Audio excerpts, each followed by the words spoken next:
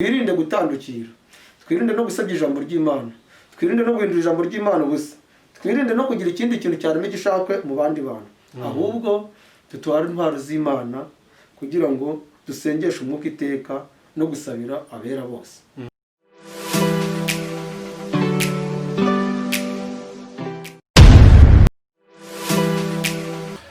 Twongeye kuba ikaze rero inshuti za televiziyo Umwizerwa TV.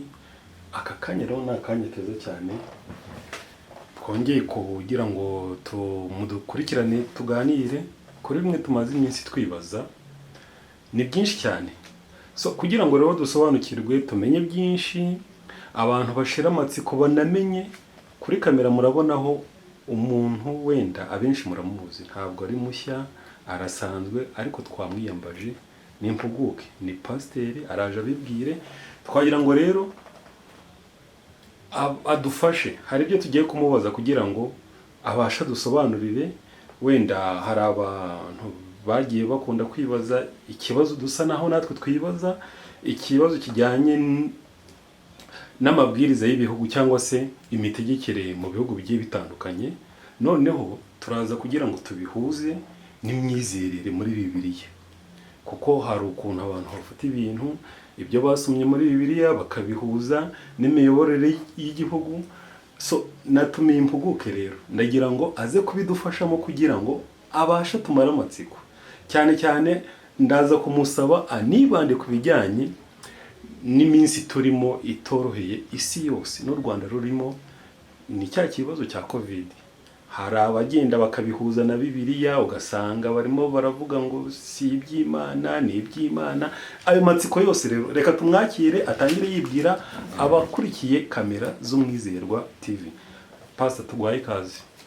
Murakoze cyane, ndabashimiye. Ngira ngo benshi bangurikira kuri televiziyo Umwizera mumaze kumenyera cyane muranzi nda Apotre Nizeyanastaze nkuko musanzwe mubizi. Rero mboniye kubasuhuza mwese abatari bamperutse maze igihe kirekire ndari kuri televiziyo kubera indi mpamvu, ariko mboneyeho kwifuriza gutangira umwaka mushya muhire wa 2021. Banyarwanda rero mwese mu nyumva ndetse n'abafite imbuga nkoranyambaga, harimo n'abakoresha WhatsApp, abo kuri The Gospel of Jesus Christ, abo kuri Christian Life Alliance, namwe abo Christian Influence Africa, ndabasuhuje mu izina rya Yesu. Ababarizwa ku rubuga rwa Generation Nyamirundi, namwe ndabasuhuje, ndetse no kuri BBMI Bachelor's Degree, mwese ndabacuruza. Rero n'abandi mwese mufite ama YouTube channel, Relax TV, ngira ngo abanyamakuru baba turi kumwe hano, hanyuma n'abandi mwese dukunda gukurikirana ibiganiro byacu. Ndabasuhuje rero mu izina ry'Umwami Yesu Kristo. Ndishimye cyane muri uyu mwanya, shimishwe n'Imana mu mutima wanjye kubera ko ngiye kongera kugira namwe ikiganiro. Nk'uko bifuje kugira ngo ntange kino kiganiro ku byerekeranye n'amabwiriza, imiyoborere ikoreshwa n'amaguverinoma cyangwa se n'ibihugu, kubihuza na Bibiliya. Ngira ngo ni topic nziza ariko nabwo ikomeye, kuko iyo tugeze mu buryo bw'iyobokamana hari ibintu byinshi tugenda twitiranya, none bigatuma tuvanga ibintu, cyangwa se uruhande rumwe rukabangamira urundi ruhande, tukajya kuviyora amabwiriza ya leta twitwaje iyobokamana, kandi wenda amabwiriza ya leta yo nta cyabangamiye iyobokamana. Ndibwira ko rero ni topic nziza ariko yoroshye, ariko iraje gufasha abakristo kugira ngo tujye tumenya icyo turi cyo, tumenye aho duhagaze, tumenye ibihe turimo, tumenye ibyo tugomba kugenderaho no kwizera. Urakoze rero Bobo kuba mumbaye umwanya, kandi murakoze namwe mwese abandega amatwi n'abamaze kunyumva. Nk'uko yabwiye, ntabwo navuga ko ndi igitangaza cyane cyangwa umuhanga cyane ukabije, ariko Bibiliya ndayisoma, kandi Bibiliya kubera ko ariyo nizereramo, naranayize mu buryo bw'ishuri, ariko ubundi ndayisoma kandi nagize n'amahirwe yo kwishurirwa. Ntabwo rero nkunda kuvuga ibintu mbihimbye, ntabwo nkunda no kuvuga ibintu byerekeranye n'ibinyoma, kubera ko icyo gihe tuba duhindura ijambo ry'Imana tugoretse, ahubwo noneho ukuri ugahinduka ikinyoma. Ntabwo renje kuri iyi cano kugira ngo nze gucuruza, ahubwo nje kuri iyi cano kugira ngo nsobanure bimwe mu by'abantu benshi bafite amatsiko. Ese wari uzi ko n'ubundi bamaze iminsi babimbaza ku mbuga zitandukanye, hari utuvideo twamaze iminsi turi guhitinga tw'abantu bagiye bagira icyo bakomanta ku mabwiriza ya covid, bamwe ngo bakuye abana amashuri, abandi ntago bemera gukaraba, mbega no kuvuga ngo ibigendanye n'amabwiriza yose ya covid ndetse n'utuntu twerekeranye n'udupfukamunwa ntago batwemera. Ngira ngo wenda duhere n'ugapfukamunwa, nubwo hano turi atari mu bantu benshi, ariko ubwanjye akapfukamunwa buriya nakazanye kugira ngo nze gutanga ikiganiro ngambaye, kubera ko biri mu nshingano z'abakozi b'Imana kubaha cyangwa se kurispekita amabwiriza n'amategeko. Nabyo turaza kukireba icyo Bibiliya igenda ibivugaho, ariko abangurikiye ngira ngo nimba ari isura yanjye yamaze no kugaragara benshi muranzi, mwaza kunyemerera kugira ngo n'ubundi kino kiganiro ngitange nambaye agapfukamunwa, kubera ko cyane cyane ko no mu biganiro turaza kugirana harimo bigerekeranye n'igihe tuhagazeho. Murakoze Pastor, urakoze rero. Pasiteri urakoze, ubashije kubwira muri make abakurikiye ikiganiro kigiye gutambuka ku Mwizerwa TV. Pasiteri, iki kibazo ni ikibazo abantu bashobora gufata nk'aho cyoroshye ariko kinakomeye. Buriya niba umuntu yikora akajya kuri social media akavuga ijambo rimeze kuriya, asa n'ukangurira abanyeshuri kudakaraba cyangwa kumva ko wadashobora kubahiriza amabwiriza ya covid, cyaba ari ikibazo gikomeye. Pastor, wenda mbere yuko winjira muri Bibiliya kugira ngo uhuze icyo Bibiliya bivugaho n'icyo twakagombye kuba twemera wenda mu buryo buri scientifique, nagira ngo wenda nkwibariza akabazo gato kugira ngo abantu baze kubasha kudukurikira.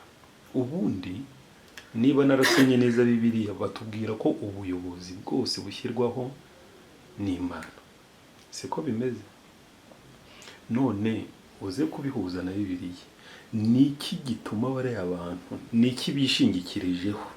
Bariya nagiye mbona ku social media basa naho bakangurira abantu ko bo badashobora kubikozwa. Ese wenda dufate nk'umukuru w'igihugu runaka ukangurira abaturage b'icyo gihugu kugira ngo bubahirize amabwiriza y'igihugu, nawe akikora akagenda akabwira ati ntimubikore. Uriya muntu aba yubashye Imana cyangwa aba ndagira ngo ahantu tuze kuba kerere abantu bashe ubasubize muri mundo. Murakoze cyane. Murakoze. Ngira ngo wenda tutari twinjira mu byo Bibiliya ivuga, no mu buryo bw'abantu tugomba kugira uko ubuzima bwacu bubaho, uko tugomba kubana n'abandi bantu, ibitugenga mu buryo bw'abantu. Noneho hari nk'ikibazo njye nibaza, iyo umuntu avuze ngo wenda kubahiriza amabwiriza runaka yatanzwe n'igihugu, yatanzwe na nyakubahwa perezida wa repubulika, yatanzwe na minisitiri runaka, yatanzwe n'abadepite runaka, hanyuma inzego zose za leta zikabyubahiriza, undi akaza kuvuga ati ariko bino bintu byubahirijwe ntabwo ari byo. Aho ngaho harimo ikibazo wibaza, ese ni ubuyobe abo bantu bashobora kuba bagize? Kubera ko hari ibintu mu isi bihishwe amaso y'abantu, atari Imana ibishuye, nta muntu umwe abihishurirwa. Noneho uwo muntu wo wabihishuriwe ninde kandi Imana yabihisha abantu? N'inzego zose za leta zikazayoboye icyakorwa, noneho nimba zaciye mu nzira itariyo, ubwo undi muntu waza kubakosora ninde? Icyo ni ikindi kibazo gikomeye. Noneho ikindi ngira ngo mvuge hagati aho ngaho, wenda ikindi navuga aho ngaho, ntabwo isi cyangwa se ibihugu biyoborwa na siyanse. Ibihugu biyoborwa na siyanse, ntabwo biyoborwa na Bibiliya cyangwa Korowani. Nuvuga ngo hari ibintu bibiri bitandukanye. Iyo haje icyo bita igihugu kitari cyo mu ijuru, hakaza kino gihugu turimo, nuvuga ngo biyoborwa na siyanse, ni scientifique, kuko bagomba kuba bafite ubumenyi abakiyobora, ubushakashatsi mu gukora ibyo bagomba gukora no kuyobora abantu ndetse n'ibintu byabo. Niko isi imeze. Noneho rero wowe nuzi uri umuteolojiya ukavuga ati ntabwo ari uko igihugu cyagombye kuyoborwa kiraza kuyoborwa na teoloji, uraza kuba ugize ikindi kibazo gikomeye. Eko n'agace ka mbere ariko ntangiye gusobanura. Noneho rero hari ikintu ngira ngo mvuge, hari ikintu bibiri twereka kandi cyiza, ikintu cyose gihamagarwa mu izina ryacyo. tugira insengero tubarizwamo haraduteranira hitiriwe izina ry'Imana. Burya hari amategeko n'amabwiriza aho hantu utahavugira, hari ibyo utahakorera, hari n'ibyo utahavugira. Noneho na leta irahubaha. Buriya ntabwo minisitiri runaka ageze nko mu rusengero, ndetse na nyakubahwa perezida wa repubulika ari mu rusengero cyangwa mu kiliziya, ahantu ho gusengera Imana, umuyobozi w'idini niwe uri mukuru aho ngaho, kubera ko ibiri kuhavugirwa ari iby'Imana. Ubwo uri muri iyo domaine niwe uyobora ibiganiro. Kubera iki se ayobora ibiganiro kandi hari undi muntu ndetse mukuru mu buryo busanzwe uhari? Ayobora ibiganiro nyine kubera ko ibyo barimo ari we ubisobanukiwe. So rero hari ikintu kimwe nanjye njya ndeba ikambabaza, benshi barayimbajije ku mbuga zitandukanye, barambwira ati mbese agapfukamunwa, mbese gukaraba, mbega amabwiriza yose agendanye na covid. Ubundi covid twayumvisha nyine ariko covid ibayeho, ariko ibintu byose ntabwo twabihakana kubera ko ibaho kandi byemezwa n'abantu kandi bikemerwa n'abantu. Isomye mu itangiriro Imana ibwira nani Adamu kugira ngo yite ibintu byose amazina, ngo ikintu cyose ko yakise niko cyiswe. Ubwo niba iyi ndwara yitwa covid ariko abantu bayise ari covid, ikibazo ntabwo turaza kurwana cyo ngo nta covid ihari, ahubwo turaza kureba ati hari indwara kandi yitwa covid kandi tumenye ko ihari. None ikindi, hari ibintu buriya turwana nabyo bitari binakwiriye. Reka ngubwize ukuri Bobo, nka Pastor Stase, hari ibintu bibaho ariko bikaba ibisubizo by'abandi bantu. Uzi nk'ubu ngubu gahunda nziza, wenda agapfukamunwa tukambara kubera covid, kubera iyi ndwara ya covid. Rimwe na rimwe n'ubu ngubu urabona ko umuntu arashyuha ari kuvuga kakaba kagira, ariko noneho kubera ko niyo nzira ihari yo kugira ngo twirinde rwose, bituma noneho ukambara. Si uko twagakundaga, kuko kuva na kera, kuva navuka sinigeze mbona umunwa wambara. N'abasakuru bambanjirije ntabwo bigeze babona umunwa wambara. Ariko nyine nabyo nimumenye ko ibi byose byaba byarahanuwe bigenda biganisha no ku gihe cy'imperuka zaza indwara z'ibyorezo zitagira n'imiti zitandukanye. Icyorezo nk'iki tugihagazemo cyatumye iminwa tuyambika tutagombye kwambara ubu. Kera niyaga mbona abantu bambara ingofero, bakambarira amaso, rinete, n'amazuru nta bantu bajyaga bakunda kuyambara, kuko amazuru bayafunga ari uko umuntu yapfuye, bagira ngo umwuka wo muri we wapfuye utaza kujya usohoka. Ariko ubundi ntabwo abandi bagira. Ariko covid yatumye nyine tubyambara. Ariko nubwo bishobora kutubangamira mu ruhande rw'umubiri wacu no mu mihumekero, ariko nibwiriza kandi rigomba kubahirizwa, kuko rifite icyo rivuze, rifite n'icyo rimaze. Kandi noneho si njyewe ukambaye njyenyine, hari abandi banduta banandusha icyubahiro ndetse cy'ubushobozi nabo bakambaye.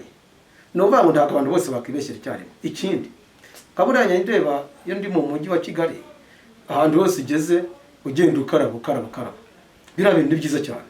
Ahubwo njye numva na nyuma y'uko covid yaba irangiye, munyangana agapfukamunwa kanjye kumenya gatsuka, ariko ndakajisha tu. Hanyuma na nyuma y'uko covid yaba irangiye, biriya bikarabiro bikagumaho, biba byiza cyane. Uzi ko hari igihe kera nk'umuntu yakoraga ku bintu cyangwa urukanika nk'ahantu cyangwa uruhereza abantu imikono, wagera ahantu ukabura ukarabira ugashaka kumva ko ukaraba n'amacandwe yawe. Ariko nk'ubu ngubu biradufasha cyane, biriya ni byiza rwose. So rero kwa kiriya kintu noneho ndagira ngo mvuge ngo umuntu uvuga ko biriya bintu birwanya Imana cyangwa birwanya amategeko y'Imana, uwo muntu ni umunyakinyoma. Hari ibintu bitajya bigirana isano ariko bidafite icyo bitwaye, nta n'icyo bimariranye. Ngubu hari amagambo amwe Yesu yavuze, bamubajije bamugerageresha iby'imisoro, biri hara muri Matayo 22. Muri Matayo 22 Yesu yafashe igiceri, ifaranga bari bafite, arabatira muzana iyo faranga, arate uyu uriho iri zina riri ahangaha riri kuri igiceri ni ryande, baramubwira ati ni rya Kaizari. Hari ku murongo 20 Matayo 22 harabiranditse Yesu amugerageresha iby'imisoro, ko haraje baramubwira ati se ni ngombwa ko umuntu yatanga imisoro? Nibyo bino kugira ngo igihugu hari ibintu bibiri bitandukanye. Ntabwo igihugu kiyoborwa ni siyanse rwose. noneho kandi ubwo buryo nabwo buriho bw'igihugu bwemerwa n'ijambo ry'Imana, kuko isi yaremwe mu ijambo ry'Imana, niho yaturutse mu ijambo ry'Imana. Bibiliya ivuga mu itangiriro ko isi yaturutse mu mazi ngo bigenwe n'ijambo ry'Imana. Noneho rero imiyoborere ariko uko iyoboye bitandukanye n'uko twashaka kuyobora ibyerekeranye n'iyobokamana, biratandukanye. Ariko Yesu ubwe baramugerageje muri Matayo 22, baraza baramuga ati dore ese abantu mwami bemerewe gutanga imisoro, bemerewe kugira gutya, rimwe bashira ngo babone ibyo bamurega. Yesu aravuga ati muzane igiceri mukizana turebe. Barakizana, bakizanye asanga hariho igihanga ngo cya Kayizari. Aravuga ati izina ririho ni iryande? Arabwira ngo ni irya Kayizari. Yesu aravuga ngo ibya Kayizari mubihe Kayizari, n'iby'Imana mugire mute mubihe Imana. Ni ukuvuga ko ikintu cyose gihamagarwa mu izina ryacyo. Kuza rero kuvuga ngo amabwiriza ngo y'igihugu ngo yaribase amategeko y'Imana. Kandi ibyo bintu byombi inzira zibinyuramo biyoborwa birahabanye. Nawe urugero ko mu rusengero hayoborwa na pasiteri, kiliziya hayoborwa na padiri, mu misigiti hari abasilamu bayobora ba shehi, ariko ntabwo igihugu kiyoborwa na padiri, kiyoborwa na pasiteri, kiyoborwa na shehi. Uko igihugu n'itorero tuvuga ni ibintu bitandukanye. Kimwe na administration physique, ikindi ni spiritual administration. Na administration ni ubutegetsi bwo mu mwuka mu Kinyarwanda. Ubutegetsi bwo mu mwuka n'ubutegetsi bufatika gutya n'amaso bwawe ndi Bibiliya ivuga mu isezerano rya kera ngo nta mutegetsi utwarira inkota ubusa, ngo nabyo nabi gucishaho. Urumva ko nicyo bita ubutegetsi. So hariya rero none ukumva ngo umuntu ngakuye umwana mu ishuri ngataza kwakira ngo ikimenyetso cy'inyamaswa. Buriya uzi ko covid ikiza n'ibindi bintu iyo byadutse abantu bahita ko bavanga isi yarangiye. Maze iminsi ndi kwitegereza, hari ikintu bazanye gifite ishusho ifite amahembe, ni kimeze nka Satani, kimeze nk'igifite amababa cy'inani nk'agacurama. Ejo umuntu akibonye ahantu abantu bari kugicuruza kandi ku rubuga rw'iyobokamana. Baravuga ngo Yesu ngo agiye kugaruka, ngo dore ngo iki kintu ngo bagisanze ku mupaka, ngo cyambutse no ku mupaka ngo wa Uganda ngo n'imbaga na Kongo. Urumva biriya bintu reba umuntu yihanukira. Wowe ubwawe waramutse n'abari kunyumva umenya ngo Satani ngo yaje, kuko uretse ko Satani ninde se aramubona. Satani nta muntu umureba, kuko Satani nawe ni umwuka, ni umwuka mubi. Ni kimwe n'uko Imana itayirebesha amaso. Noneho baracyerekana cyane ngo ukiri guhitinga cyane kizerera kugira ngo ku social media kugira ngo banakorere amafaranga. Umuntu avuga ngo Satani ngo yarigaragambije, ngo yaragaragaye. Ndabubwiriza ukuri abantu bamenya ko Satani yagaragaye, bakabona bira ari ukuri. Ndibajya no murimo guhinga, ndibajya gucuruza, nta kazi na kamwe bakora, bahita ko biyegurira Imana. Iby'Imana rero yadutumye kubwira abantu ntabwo ari ukuvuga ngo murwanye amabwiriza ya covid ko ikimenyetso kije, ahubwo ni uguhagarara neza dushikamye na za ntwaro zavuzwe mu Befeso, kugira ngo ibiriho bitwigishe bidutere gukomera no kwizera, dukenyere ukuri. Nitubona ibihe bihindagurika tukabona ibihe bidusiga, reka dukenyere ukuri muri za ntwaro z'Imana tugomba gutwara nk'abakiranutsi, kandi twambare gukiranuka. Mu Efeso 6 barabyerekana. Hanyuma ngo dutware inkweto nk'ubutumwa bwiza bw'amahoro, kandi tutware kwizera nk'ingabo. Ntabwo abantu bashaka kwizera, kandi ngo agakiza kabe ingofero. Ahubwo niba hari ibiriho twari dukomere ugakiza, dukomere mu mbaraga z'umwuka, ariko nabwo dutuze kwangiza ijambo ry'Imana. Hari ikintu nigeze mbona, abakunda kunkurikira mujye munyumva neza, ndagira ngo tutazayoba. Nigeze mbona mu Rwanda haduka ibintu byo kuvuga ngo hari ibintu ngo amatungo ngo uko mu minsi y'imperuka ngo azaba yaranduye, ngo ibyo mu mazi byaranduye. Abantu bakura abandi ku mata, bakura abandi ku nyama, bakura abandi ku masambaza, ngo Imana ngo niko yavuze. Nubwo bitari binanditse muri Bibiliya, ariko no mu buryo bw'impano z'umwuka hari ibintu biri particulier bikureba wowe ku giti cyawe. Wowe niba ufite umwihariko wo mu muryango w'iwanyu, ni uw'iwanyu nyine, niba ufite imico yanyu yindi uhuza n'ivugabutumwa ukayigenderaho ni iyanyu, ariko ubutumwa butari rusange ntabwo uvuga muri rusange ngo ujye ku masosho ubwira abantu gutya na gutya, kuko niyo cyatumye abantu bayoba, nicyo cyatumye abantu bayoba batamenya ukuri. Iki gihe abantu bakamiye inka hasi, abandi bamena amata, ariko ubu ngubu abantu barayashaka bakayabura, kandi nyamara ibyo kurya twamaze kubona ko bitatwunga n'Imana, nta n'icyo bidufasha. Ibyo kurya byo ni iby'inda, ahubwo mu kwizera ngo byakira mu mutima ukunze byose turabifata tukabirya. Ni ukuvuga rero iyo nyigisho ni ikinyoma, ni kimwe n'ingingo hareba kureba amategeko y'Imana. Nigeze mvuga ku byerekeranye n'amabwiriza, ari nayo ikibazo mbajije. Ibyo leta ikora ibifite uburenganzira mu mwanya wayo, dushingiye ku iyo Yesu yavuze ngo abamugerageje iby'imisoro ati bya Kayisari muri Kayisari, iby'Imana muhe Imana. Ntabwo kumenya Imana bidutera kugira ngo twireme ibice n'abandi bantu, cyangwa tureme inzangano, cyangwa twice amabwiriza, cyangwa se twice amabwiriza y'igihugu. ntaho byanditse muri Bibiliya, ntaho byanditse muri Bibiliya, kuko ahubwo niba tudakunda bagenzi bacu kandi tugashaka kurwanya ubuyobozi, nacyo ni ikindi kibazo. Aho ngaho ariko bari abantu birasaba kuhagaruza ukuboko kubwa neza, bakazamenya Imana kugira ngo batazarimbuka bavuga kandi ko bakoreye Imana. Banyumve neza. Pastor, ikibazo cyabaye ikihe? Kubona mu by'ukuri ababivuga ari abantu bajijutse kandi basomye Bibiliya, bajya hariya kuri social media, kuri televiziyo bakabishimangira. Aho ntabwo kwaba ari ukugundumura abantu? Ntabwo ari amagambo ari muri Bibiliya. Ari amagambo ntabwo ari muri Bibiliya, ahubwo hari ijambo mu rwandiko rwa Petero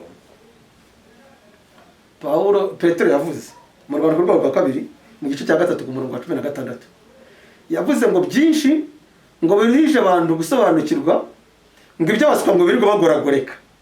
Ngo mu nzandiko handitse harimo byinshi biruhije abantu gusobanukirwa, avuga ko ngo hari abaswa birirwa bigoragoreka, none ngo ndetse haranditse ngo bagira ibindi byanditswe ku mpande. Ejo bundi numvise ku social media bari abantu bavuga ngo mu gitabo cyabo, iki gitabo sinzi icyo ariko ntabwo ari Bibiliya, si Korani, ngo mu gitabo cyabo ngo hari amabwiriza ngarimo, ngo hari amategeko ngarimo, ngo ayo mategeko ngarimo ngo niyo ngo bagomba kugenderaho bayitira ko ari amategeko y'Imana. Mu buryo bw'imyizerere njya nkunda kubwira abantu ngo batira tasiyo. Ubundi igitabo ngewe ndi umukristo, abakristo twizera muri Bibiliya, nubwo Bibiliya nazo zifite ibice bitandukanye, kuko hari Bibiliya abantu bakoresha itandukanye n'iz'abandi bakoresha, ariko ni imvugo z'amagambo zagiye zihindurwamo, buri wese avuga ati ngiyi ni original, ngiyi ni original. Ariko afazari kubera ko ari Bibiliya, nibura ibyo ifite nimba mbizi neza Imana ikabimisobanurira, ubwo numva neza ko hari ibyo sobanukiwe. Hari n'abasilamu nabo bakoresha Korani nabo bakayikoresha, ariko ibitari ibyo bitabo bishingirwaho mu buryo bw'imyizerere. Ibyo abantu bagenda barema ku mpande biri mu mahame yabo, bimwe twamaze kubona ko abantu bashyiraho ibyabo imyizerere, noneho ngo bayihuze n'iyo Bibiliya bagakora ibindi bagakora izindi nzandiko. Nta hantu na hamwe Bibiliya itubuza kubahiriza amabwiriza ya leta. Hari muri Daniyeli tubona Abasadaraka, Meshaki na Abednego kubanza kuramya igishushanyo, cyo cyari igishushanyo kirwanya Imana. Iyi ni indwara, ni icyorezo, bisaba ngo abantu bakirinde. Ikindi, niba hari ibanga ufitanye n'Imana ivuga ngo ntukirinde, ntibireba abandi bantu. Wewe ujya mu bandi bantu babwire ngo ngewe ngo Imana yambujije ngo tukirinde, ubwo hari kumana niri guhira riraba riguhiriye. Ariko ndibwira ko nta Mana yacamo abantu ibice bimeze gutya. Aho birasaba ko abantu tubagarura, kuko abantu ari ikintu abantu bagiye bajyamo cyo kuvuga ngo iminsi y'imperuka, icyadutse cyose ngo iminsi y'imperuka, ariko nta nubwo byemereye kugira ubuzima buhagarara. Ngubwo hagarutse umwana ngo ntajye mu ishuri, kandi noneho nk'uko tubibona muri Matayo 24, mu gihe cyo kugaruka kwa Kristo, cyangwa se ngo bizamera nk'igihe cya Nowa, ngo abantu bararyaga, bagiraga movement zose zarakorwaga, barongora bagira bati. Ni ukuvuga rero ko nta kintu kimwe cyari cyemerewe kuba cyahagarikwa. Ariko ikigaragara cyane ni gusobanurira n'ibyo byanditswe bindi bagiye barema ku mpande bitari bya Bibiliya, biri mu rwandiko rwa 2 rwa Petero mu gice cya 3 umurongo wa 16, ngo biremeye ibindi byanditswe ku mpande. Najyaga njye n'abantu mbaga ku bintu bitandukanye, tukavuga ibintu bitandukanye, umuntu akazana ibindi byanditswe ariko bitari muri Bibiliya. Njye rero nkunda ngo uzane Bibiliya kugira ngo abone dusobanukirwe. Ikindi noneho wenda mu byerekeranye wambajije ngo ubuyobozi bwaturutse ku Mana, ni iki Bibiliya ivuga ku byerekeranye n'amabwiriza, ubuyobozi n'igihugu. Ntabwo Imana cyangwa Bibiliya, ijambo ry'Imana ntabwo rirwanya igihugu, nta nubwo rirwanya abayobozi b'igihugu. nashaka kukubaza Ahubwo ko ubuyobozi nyine bwose buriho bwashyizweho n'Imana. yego Kuko umuyobozi wese afite arega, uretse n'abayobozi b'igihugu na Sawuli wakoreraga idini. Idini, Sawuli ni umwicanyi, yari umuntu mubi cyane. Ariko se Yesu amuhamagara ntiyavuze ngo yari igikoresho cye kuva na mbere, ngo yavuze na mbere ari igikoresho cye. Ngareba umuntu wajya gukora n'ibintu bibi kandi ari igikoresho cy'Imana. None se n'ibiki bibaho byihisha Imana, Imana itaba yemera? Uvuga ngo umuyobozi wese Imana amushyizeho hari impamvu imushyizeho. Ndakanguye wenda ngurugero rw'icyanditswe hano mu Rwanda rwa mbere rwa Petero mu gice cyaho cya 2 mu 13 abantu bajye basoma. Wenda reka tunahasome kugira ngo abantu banahumve. yego Urwandiko rwa mbere rwa Petero mu gice cya 2 umurongo waho wa 13 haravuga ngo mugandukire ubutware bwose bw'abantu kubw'umwami wacu, naho yaba umwami kuko ari usumba byose, cyangwa abatware kuko ari bo batumwe nawe guhana inkozi z'ibibi no gushima abakora neza. Aba ni abatware. Uru rwandiko mugandukira ubutware bwose bw'abantu kubw'umwami. Ubutware bw'abantu bavuga nyine harimo n'abayobozi b'ibihugu, igihugu kigashyiraho amabwiriza. None nimba uri mu gihugu ntuganduke, ntiwemere kugira ngo ugendere kuri gahunda igihugu cyaguhaye, ubwo urumva bizagenda bite? None ejo ukajya hariya ati njye sinzatanga umusoro, sinzatanga umusoro, sinzatanga iki n'iki, kubera ko atari Imana ngo yabivuze. Kandi ubuzima turimo cyangwa se twubatse busanzwe, ubundi umenye ko dufite ibice bibiri by'ubuzima. Dufite ubuzima bwo mu mwuka bwubakiye mu buzima bwo muri uyu mubiri twambaye. Uyu mubiri twambaye twirirwa dushakisha dushaka kugira ngo umubiri ubashe kubaho, tubonemo n'ibidutunga. Noneho kugira ngo bwa buzima bwo mu mwuka bubone ukuntu bwo buhitinga budomine. Bimwe bavuze ngo roho nziza mu mubiri mwiza. yego Noneho ubuzima, none se kuki ujya gusaba akazi? Dusaba akazi ahandi hantu kaduhemba amafaranga kubera iki? Kandi turi abakozi b'Imana. Kandi ndetse twagombye ngo kuba mu Mana. Ariko ntabwo kubona akazi no gusaba akazi ntabwo bidukwiye ku Mana. Nta nubwo bivuze ngo umuntu wese atandukanye n'Imana kubera ko wenda yabonye akazi, nditubwirengagize. Noneho rero nk'umuntu bavuga ati hari umusoro ugomba gutangwa, kuko wenda imisoro iyo idafite ubushobozi hari ibintu ushaka kubona bikakunanira, ariko ari kubera ko ubuze ubushobozi. Ariko noneho Bibiliya ivuga amagambo agiye atandukanye ataba guhinisha mu bahinire. Bibiliya ikavuga ibintu bitandukanye. Tubona abo barabaza kandi bose barabakoresha bikora, barashinzwe ibintu by'imisoro, ari byo bagira. Ibyo ni ibintu byahozeho kuva na kera. Ari byo Yesu yavuga ati bya Kayizari ni mube Kayizari, iby'Imana mu b'Imana.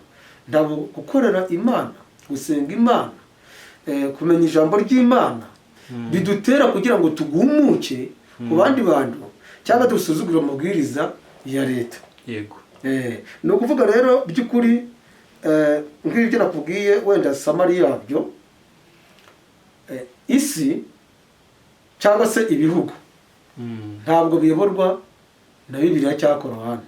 Si ijambo ry'Imana ribiyobora, biyoborwa na siyansi.